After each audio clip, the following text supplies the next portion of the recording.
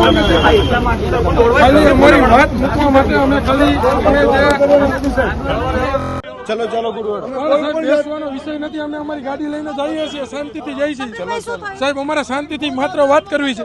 અમે અત્યારે ખાલી માત્ર સચિવાલય કોઈ નેતા ભેગા થાય, અમારી જે ખેડૂતની માગણી હતી, જે દરેક ખેડૂતો જે ગામડેથી નીકળ્યા હતા એમના ભાગરૂપે અમે અત્યારે ગાંધીનગર રજૂઆત કરવા માટે જઈ હતી. વૈષ્ણોદેવી સર્કલથી અમે જે વળાંક વૈરા છીએ એમના ભાગરૂપે એક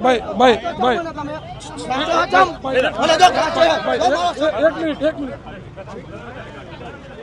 એવી રીતના સાહેબ એવી રીતે તમે કરો, એવી રીતે ન કરો સાહેબ. સાહેબ એવી રીતે ન કરો, સાહેબ એવી રીતે ન કરો સાહેબ. શાંતિ સાહેબ શાંતિ.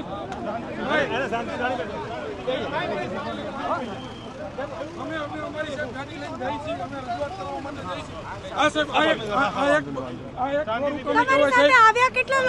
અમે અત્યારે ખેડૂતના જે લોકો છે એ પાછળ આવે છે, ગાડી લઈને અમે મળવા જતા હતા, ટ્રેક્ટર લઈને ન જવા દીધા, કારણ કે ખેડૂતની જે માંગ હતી એ માત્ર વાત કરવા માટેની માગણી હતી કે ભાઈ અત્યારે જે અમારો ન્યાય માટેની હકની જે લડાઈ હતી એ કરવા માટે અમે જતા હતા.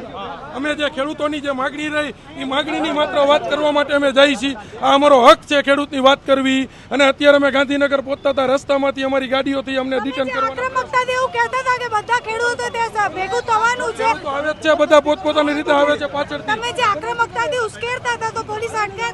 નહીં ઉશ્કેરવાની વાત નહોતી. સૌ પ્રથમ ખેડૂતો જે ગામડેથી નીકળ્યા ત્યારે એક જ વાત હતી કે ગાંધીનગર જવાનું છે, આ જ વાત હતી. આ તો કોંગ્રેસના આગેવાનોએ ગુમરાહ કર્યા. બાકી ખેડૂતના દીકરા તરીકે અમારી ફરજ બનતી હતી કે અમારે ગાંધીનગર જવું પડે અને અમારી વાત કરવી પડે, એના સિવાયની કોઈ બીજી વાત નહોતી બેન.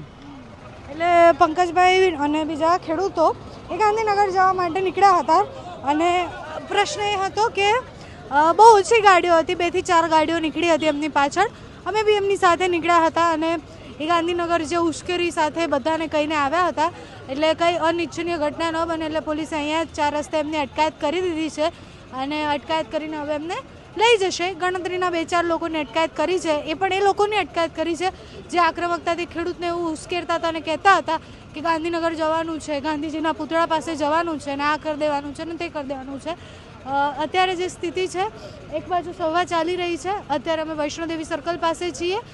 પંકજ રાણસરિયા જે આમ આદમી પાર્ટીના નેતા છે, જે એવું કહે છે કે હું ખેડૂત માટે અહીંયા આવ્યો છું ને એના માટે લડું છું, એમની અટકાયત થઈ છે. બીજા 1-2 લોકોની પણ પાછળ બતાવજો કે અટકાયત થઈ રહી છે, એમના સમર્થનમાં જે આવ્યા હતા.